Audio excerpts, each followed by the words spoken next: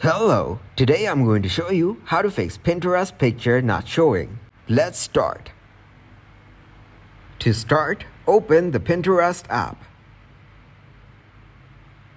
Here, as you can see, some of the pictures are not showing on your home page. Tap on your profile from the bottom right corner of your screen. Here, tap on these three dots on your top right corner.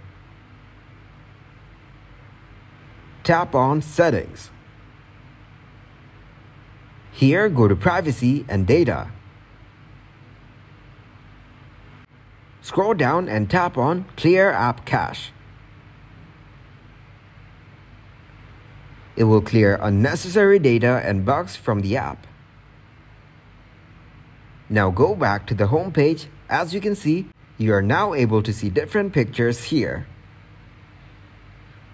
Scroll down and find the pictures you want. Give this video a huge like and subscribe to get more helpful videos like this. And explain me how we're solving new problems every day.